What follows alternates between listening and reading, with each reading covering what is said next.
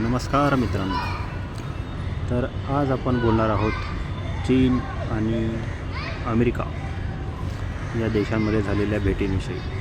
तर तुम्हाला माहिती आहे ट्रम्प आता गेले होते सगळे तिथे त्यांचे मी तर म्हणेन बिझनेस पार्टनर्स घेऊन गेले होते. कारण ट्रम्प हे मला तरी असं वाटतं की ते पहिले एक बिझनेसमॅन आहेत आणि नंतर कुठल्या तरी देशाचे ते राष्ट्रपती म्हणून घ्यायला त्यांना आवडतं असं मला तरी वाटतं. कारण त्यांचा रस जो असतो त्यांच्या बोलण्यातून कधी कधी कळतं की त्यांना हवा आहे तो पैसा.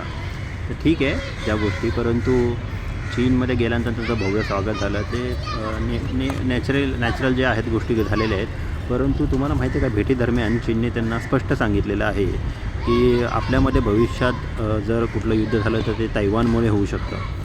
तर तैवान हा कळीचा मुद्दा ठरलेला आहे. आणि मला वाटतं की तुम्हाला थोडीशी हिस्ट्री माहीत नसेल तैवानची तर तुम्ही एक चॅनल आहे मी ते रेकमेंड करेन तुम्हाला, तुम्ही सगळ्यांनी तो जरूर पाहावा. संदीप मानोदने म्हणून नावाचा चॅनल आहे, हिंदीमध्ये आहे ते अवेलेबल. त्यांनी एक व्हिडिओ काढलेला आहे 100 वर्ष कम्युनिस्ट चीन, म्हणजे जवळ चार तासाचा तो व्हिडिओ आहे. तर तो तुम्ही जरूर पाहावा. मलाही कळालं होतं, मी जवळजवळ 2 वर्ष झालेला आहे तो व्हिडिओ पाहून. आणि आत्ता त्यांचा हल्ली एक चॅनलसुद्धा निघालेला आहे, तर तोही त्यांनी सबस्क्राईब करा तुम्ही, मी जरूर सांगेन तुम्हाला. आणि त्यांच्यामध्ये त्यांनी सांगितलं आहे की तैवान हे जे त्यांचं जे आहे त्याचं मूळ नाव हे चीनवरूनच आहे, काहीतरी RMC का ROC असं काहीतरी नाव आहे, रिपब्लिकन ऑफ चायना असं काहीतरी काय RMC असं काहीतरी, पण ते चीन आहे. तर म्हणजे या जगामध्ये 2 चीन वसलेले आहेत. तर आपल्याला म्हणजे आता हे बोलताना कसं बघा, आपल्या देशामध्ये आता जर आपण बोललो असं 2 भारत देश वसलेले आहेत तर तसे नाही बोलू शकत, पण ते तसे 2 चीन आहेत. आणि चीन हे नेहमी त्या तैवानवरती दावा करतं. कारण तुम्हाला जर इतिहास माहीत नसेल तर चीनमध्ये जेव्हा गृहयुद्ध सुरू होतं तर ते गृहयुद्ध सुरू असताना तिथे 2 पार्ट्या होत्या. एक माओ जेदांग यांची कम्युनिस्ट पार्टी होती आणि दुसरं होती ती लोकशाही मार्गांना प्रोत्साहित करणारी, म्हणजे लोकशाही मार्गाला पाठिंबा देणारी एक पार्टी होती. ती पार्टी त्या गृहयुद्धामध्ये हारलेली आहे आणि हारल्यानंतर ते त्या तैवान त्या बेटावरती गेलेले आहेत राहण्यासाठी. छोटंसं बेट आहे, म्हणजे जवळजवळ मला वाटतं जास्त अंतर नाही आहे त्यांच्यामध्ये आणि चीनच्या पूर्ण चीन या देशामध्ये आणि त्याच्या बेटामध्ये.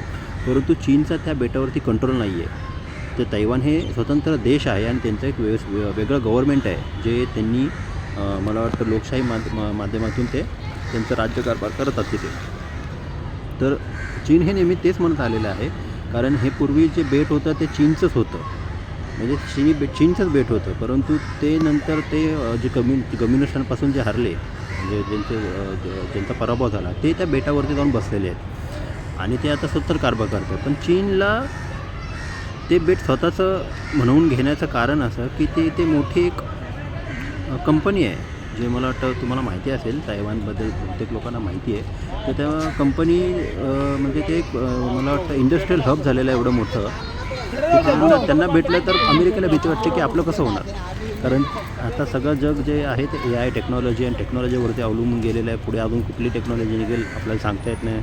कदाचित मेंदूला कारुणयुक्त करणारी, म्हणजे फास्ट प्रोसेसर करणारी ही चिप निघू शकते, बहुतेक ती तैवानमधूनच निघेल. तर अशा सर्व गोष्टी असताना अमेरिकेचे पूर्ण त्या समुद्र त्या ज्या चीन आहे, चीनच्या नजीक मला वाटतं एक जपान आहे वरती, त्या तैवान बेटाच्या वरती, आणि त्या बेटांच्या इथे चीनचं अमेरिकेचं सैनिक आहे, अमेरिकेचं तळ आहे मोठं तिथे. तर चीनला त्या गोष्टीचाही राग येतो की तुम्ही सांगता, म्हणजे जगाचं पोलिसिंग करतं शेवटी अमेरिका.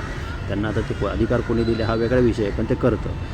आणि त्याच्यानंतर ते जे आहेत म्हणजे चीनला म्हणजे कुणी असेल, जसं आपण म्हणतो की काश्मीर आमचं आहे तसं चीन म्हणतं तैवान त्यांचं आहे.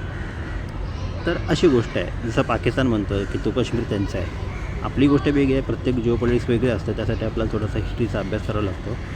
तर मी काय असा इतिहास तज्ज्ञ नाही, पण मला वाचायला आणि ते हिस्ट्री ऐकायला खूप आवडतं. त्यामुळे मी तुम्हाला असं सांगतो आहे की प्रत्येकाने ते ऐकावं, कारण भविष्यात चालणाऱ्या किंवा वर्तमान चाललेल्या गोष्टी असतात त्या भूतकाळात घडलेल्या घटनांवरतीच आधारित असतात. तर हिस्ट्रीचं नॉलेज असणं एक फार गरजेचं आहे आत्ता सध्या तरी. तर प्रत्येकाने ते ज्ञान आत्मसात करावं असं मला वाटतं. तर तुम्ही जरूर तो व्हिडिओ बघा. 100 वर्ष कम्युनिस्ट चायना असा तो व्हिडिओ आहे.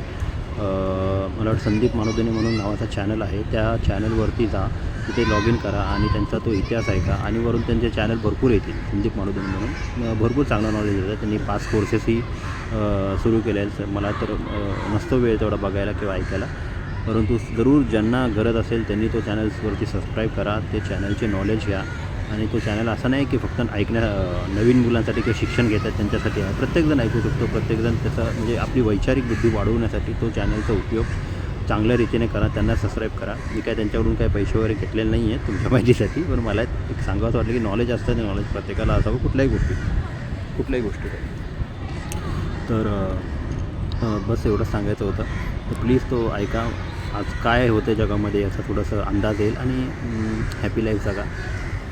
बाकी सर्व ठीक ना, निवांत. थँक्यू.